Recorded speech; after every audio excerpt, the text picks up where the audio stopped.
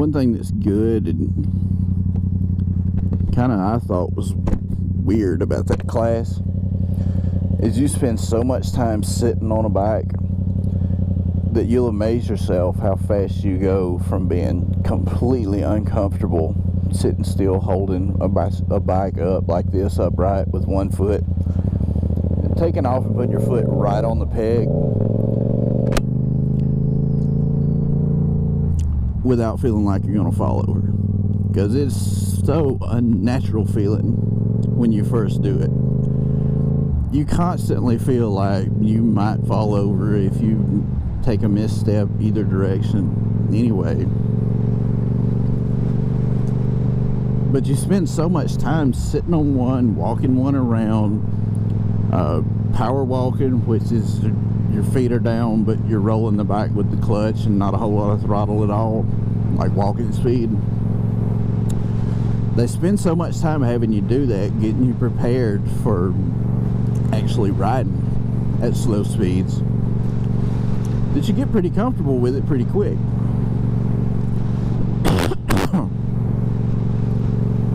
And everything else that I've tried to do on this thing as I'm teaching myself so far starts out feeling unnatural, and you do it for a while and it feels a little better, and you keep doing it. The more you do it, the more natural it feels. And I guess that's just how you learn, because the class really doesn't teach you how to ride a motorcycle. They teach you how to go home and learn how to ride your motorcycle without wrecking it and yourself, hopefully, in the process. You know, they give you all this low speed stuff to do, these tight little maneuvers, which you need to know how to do one way or the other. But once you get on the road, you don't have to do a whole lot of that stuff. You know, everybody's got to park a bike, pull it back out from a parking spot, you know, negotiate tight spots, take off while turning from a stop. You know, I'm not saying you don't have to do that on the road, but those are the hardest things you learn how to do ever. And that's all you really spend your time focusing on doing in the class. And part of it is because it's the hardest stuff to learn how to do. It involves the most balance and counterweight and clutch control and all that stuff that you need to learn, regardless of how slow or fast you're ever going to go. But part of it too is they just want you to be comfortable on the bike. And they don't want you to have a wreck. They don't want you to be going too fast when you wreck their bike, because somebody's always going to wreck one of their bikes. Out of the 4 of us that took the class, all 4 of us at some point or another at least dropped the bike as far as the crash bars would let it go.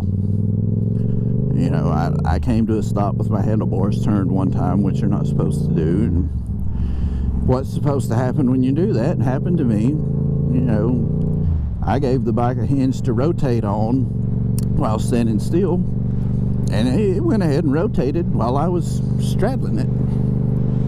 I had my feet in the process of going down to the ground, so when it started I was able to stab my feet down real quick and catch it,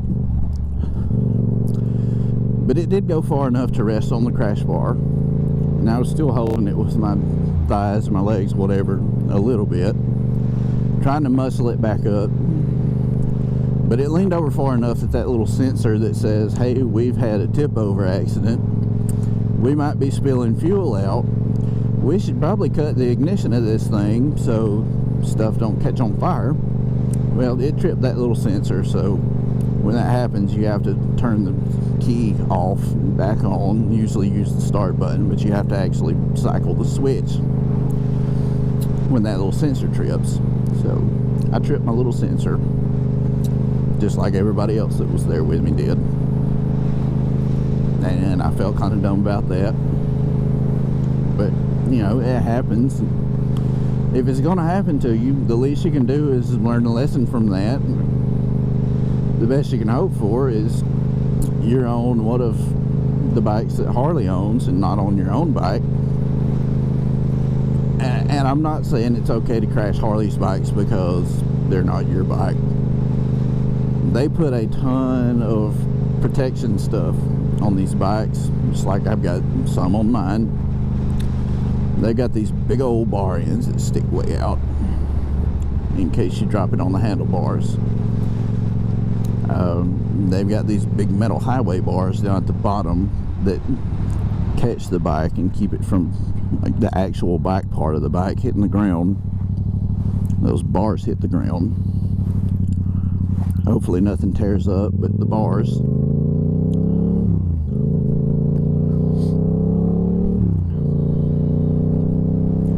So yeah, if you're going to take a class, go ahead and take a few risks while you're on their bikes.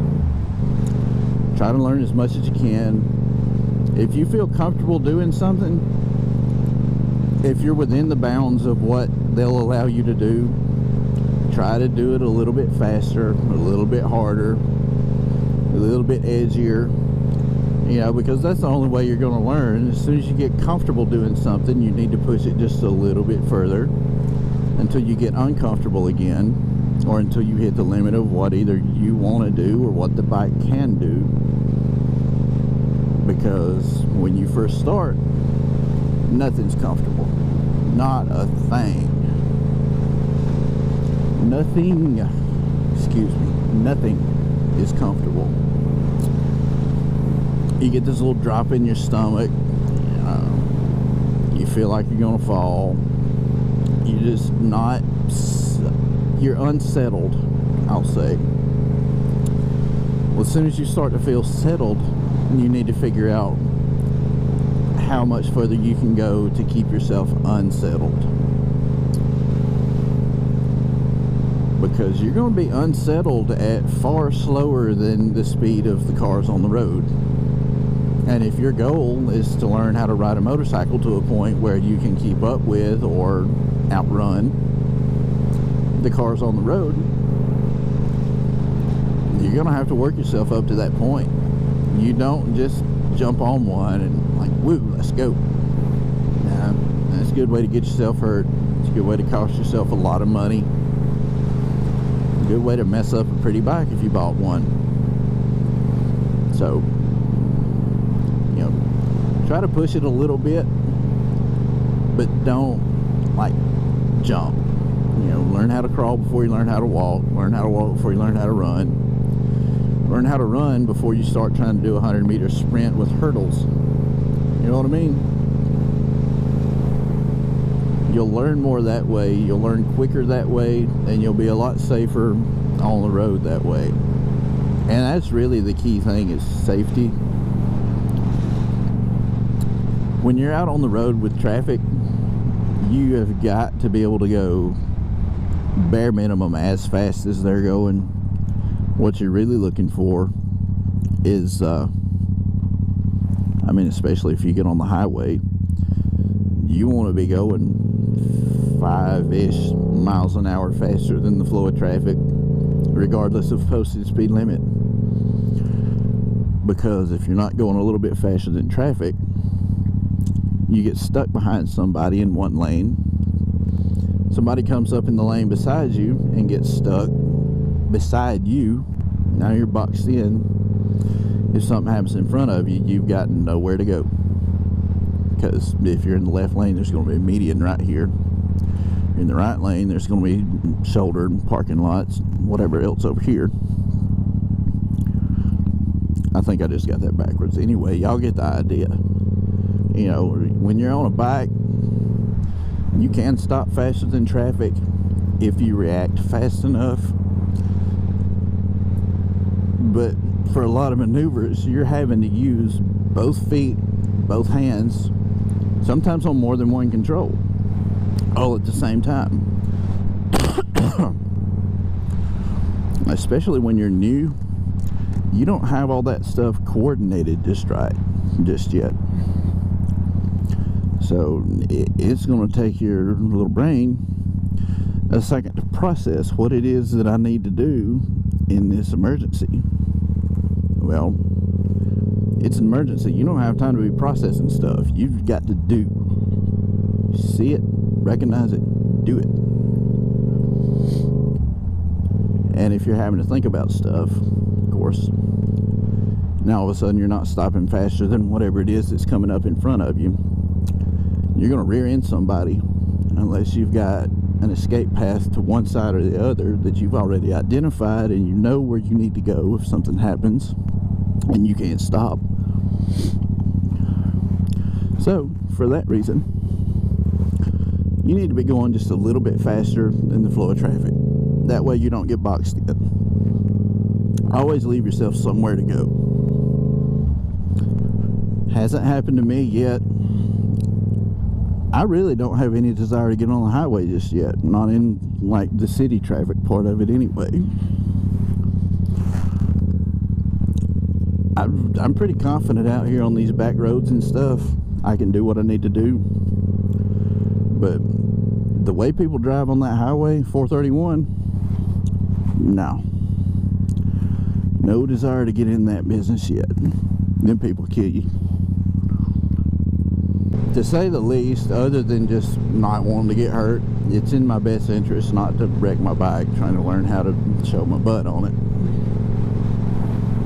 So we learn things slowly. We go our own pace. We don't worry about what so-and-so is doing and what speed he's doing it at. And that's the way you ought to be about it. You know, do your own thing. If you're satisfied where you're at, be satisfied. Be there.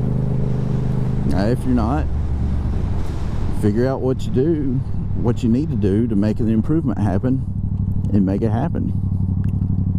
That's the only way to really handle things, is just figure out what you got to do to improve it and get her done.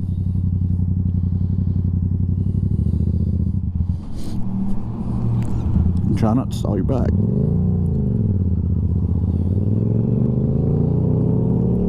Like a bonehead. GTO.